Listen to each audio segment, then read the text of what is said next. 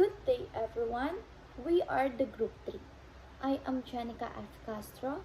The topic that I'll be discussing for today is about community organizing. Community organizing is one of the most important approaches and strategies for fostering real social change and community development. The community must be actively engaged in the development, empowerment process, potential, and resources of the people must be taken into account. In this lesson, we'll try to examine common principles, steps, factors involved in community organizing. First thing is, what is community organizing? Community organizing is the process of listening to people and including them in local improvement projects. Community organizing is the process of involving a constituency in determining the problems they share and the solution they desire for those problems. Identifying the people and structures that can make the solution possible, and listing those targets in the effort through negotiation and using confrontation and pressure when necessary, and creating an institution that is democratically controlled by that constituency. In short, the focus of community organizing is to be able to decision carry out strategies for achieving the goals they have in mind. They must identify shared issues or objectives, organize resources, and take additional actions. For example, this may provide community-based organizations a place at the table before important decisions are made. Community organizers aid in the creation of campaign, coalition building, and the training of new local leaders. The creation of a strong organized local democracy that unites community members despite their differences in order to strive for the common good is one of organizing main objectives. So the purpose of community organizing is to aim to advance the causes of individuals affected by political or socio-economic conditions. So the goal of organizing is to use good action to bring about significant change, whether the change is organizing up the local park or securing equal rights for minorities. That's all. Thank you for listening. Hello, good morning po. I'm Sam and I'll be reporting po about the pre-entry into the community. Nandito din po ako para ipaliwanag kung ano-ano nga po yung mga factors na dapat natin consider before entering the community. But before po i-discuss yung mga factors, dapat po lagi natin tatandaan na although social workers po typically have this urge to help everyone, kailangan din natin consider yung welfare natin, especially pag andun na po tayo sa community, wherein hindi lang po yung welfare natin yung dapat natin i-consider, kundi pati na rin po yung welfare ng teammates natin or yung welfare ng mga tao natin. Ang first factor po na dapat natin i-consider before entering ang community po is accessibility of the area. Siyempre po pag nakapilit na tayo ng isang community na doon tayo magpe-perform ng community organizing, dapat po alam natin kung meron dong public transportation or may means of transportation po para ma-reach natin yung community na dapat nating tulungan. Especially po, dapat alam din natin kung makakapunta din tayo dun without any danger para na rin po sa safety ng iba pang volunteers. The second factor po na kailangan natin i-consider before entering a community is try to understand the life, culture, values, and beliefs po ng community. Siyempre po pagka nag-enter tayo sa isang community, dapat po nagkakaintindihan tayo. Kasi kung hindi po tayo nagkakaintindihan, hindi po tayo makakapag-produce ng quality work kasi hindi po natin alam kung ano yung talagang kailangan nila. Lagi po nating tandaan that community organizing is also about collaborative work po from you and the community. Yung third factor naman po na kailangan nating i-consider is yung stability of peace and order situation in that area. Sabi ko nga, kagaya nga po ng sabi ko kanina, kailangan po hindi lang yung welfare natin, yung iniisip natin, kailangan pati rin po yung welfare ng team mo. That's why you always have to know po kung yung pupuntahan yung community is lagi bang may gulo or kung safe and secured ba. Kasi without safety and security po, you wouldn't be able to produce quality work po. Yung fourth factor naman po na dapat natin is consider is the press area with the presence of low-income families or groups. Community organizing po is biased and will always be for the poor po. You will always have to consider kung meron ba talagang pangangailangan yung isang area for community organizing. Siyempre, pagka na-assign kang mag-community organize sa isang area na wala naman talagang problema or yung medyo mayaman na area, siyempre, anong gagawin mo pa doon para maayos yung community na yun, di ba? So that na talaga nating i-consider yung pangangailangan ng isang area. The last factor na kailangan nating i-consider before entering a community is the willingness of the community to participate in community organizing. Kasi syempre, paano mo naman tutulungan yung mga taong ayaw naman magpatulong sa'yo? Without their participation, wala ring mangyayari sa community organizing. For you to organize a community properly in a great way wherein uunlad yung buhay nila, kailangan pati yung community is kailangan may mag-participate kasi ikaw as social worker is only there to guide them, support them, pero most of the work will come from them. Good morning, my name is Angelique F. Catalunya, and I will be going to report and explain the importance of the community study or the community analysis regarding the community organizing. Before working with a community, it is important to have some basic information about it. This can include things like what the company is like, what its needs and challenges are, also what kind of people are living in there. To get a more detailed understanding of the community analysis is done. This means gathering lots of different information about the community's way of life, like what kind of jobs people have, how they get around, and what kind of services they use. Once we have a good understanding of the community, we can work together to come up with solutions to address its needs and challenges. This might involve developing new services or programs, improving existing ones, or finding ways to be better connect with people to fit their needs or the resources that they are needed. Community analysis is a long process that involves both the community and people or group that are working with them. The people who live in the community are in the best position to understand their own situation, so they should be involved in the analysis process. Just asking people to fill out forms or answering survey questions isn't enough.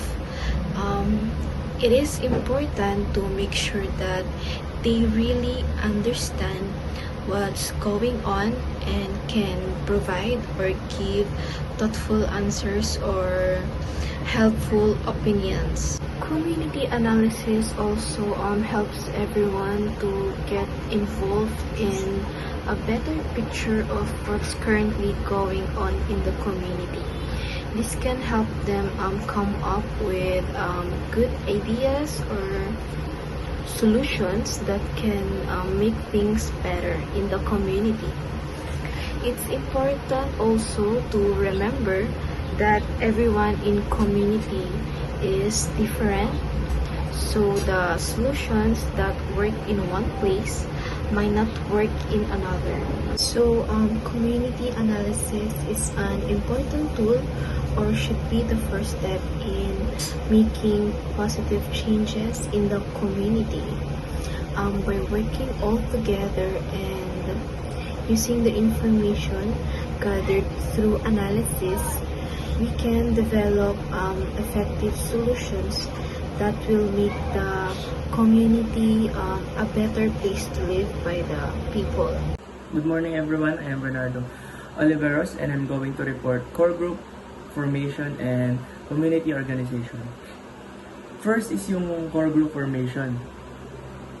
From those identified potential community leaders, a core group will be formed to act as local community organizers. The core group will serve as a foundation for the formation of people community organization. From this core group, it would reach the larger members of the community. Dito sa core group formation, ito yung isang grupo ng mga individual sa loob ng komunidad na pinili ng mga organizers ng komunidad. And also, the core group represent the organization in terms of facilitating in order to achieve term goals within the community. Core group leader acts as the role models. Core group must meet regularly and have sense of responsibility. Governance with roles and a clear relationship to the core team. The core group is the smallest membership group, but is the very heart of the community and committed to its creation and success of the community. Next one naman is yung community organization. The formal community organization should come from the people.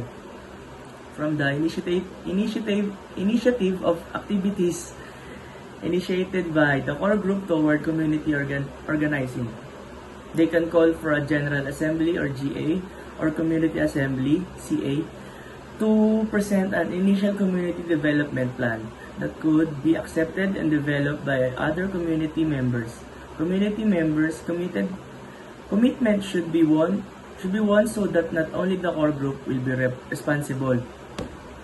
Last slide is yung there are some principle that will guide our organization. Ito yung una, wider participation of all members. Next is democratic and participatory leadership, and last is yung collective management. Dito sa wider participation of all the members, sabi dito is participation of the members are the key to the success of plan developed. And by the participation, it means the organization must create together, share common knowledge, and contributing the goal. Next one is yung democratic and participatory leadership. Dito is the community thrives for leadership, having clear vision of where you want to go and inspire people.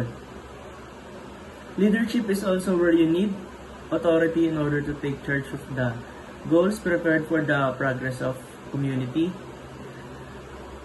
Also, democratic community is a transparent community where members have access to people and necessary information available to all. Last is yung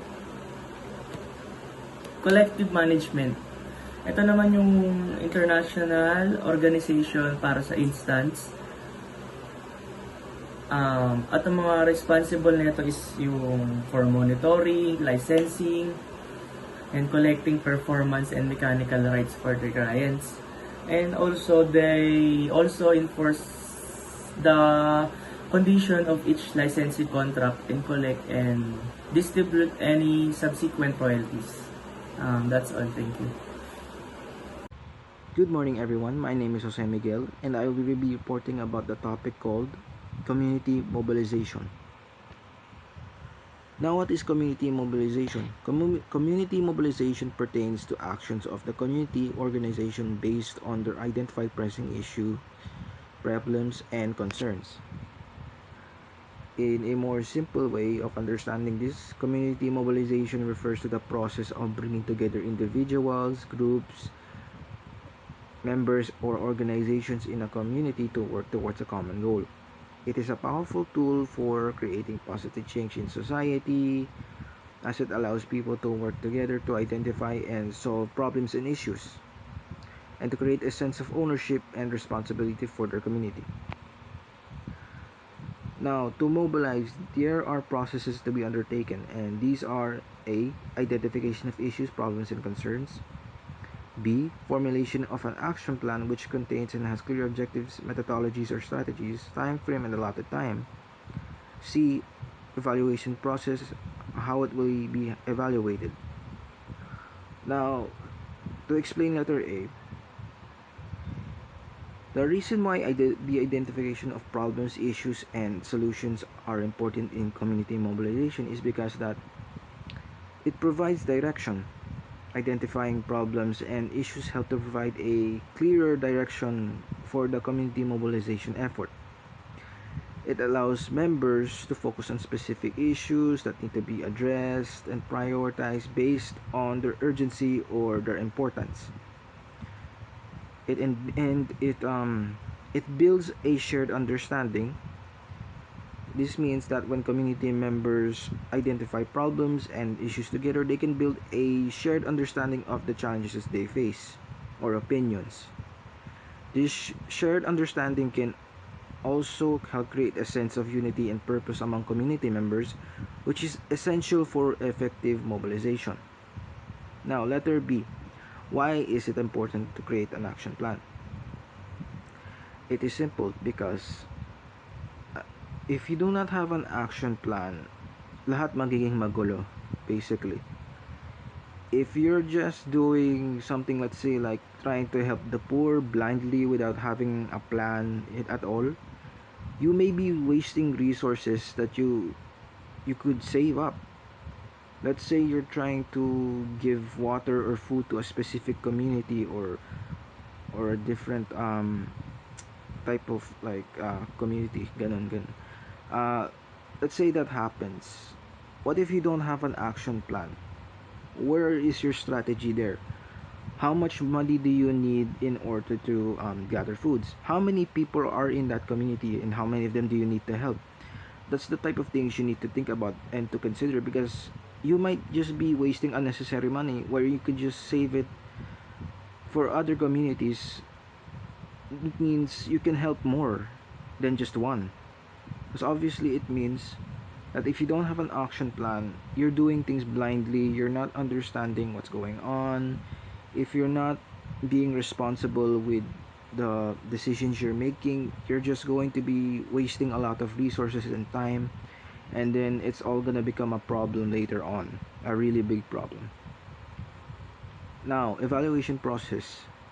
Why is this important? Because evaluation provides an opportunity to learn from successes and failures. It allows stakeholders to identify what worked and what did not work, and to adjust their strategies and approaches accordingly. Simply put, evaluation promotes continuous improvement by providing feedback on the mobilization effort. This feedback helps a community to identify areas where changes are needed and to make those changes in a timely manner, just the same as letter B. So, in conclusion, why is community mobilization so powerful and important? Well, it is important as a tool for creating positive change in society because it brings together individuals and groups together. It is possible to identify and address issues and create a sense of shared purpose and identity, and promote social change and advocacy. While the process of community mobilization can sometimes be challenging at most, it is ultimately rewarding as it empowers people to take action or to do something about it, the problems that are occurring, and it makes a difference in their own lives and the lives of others.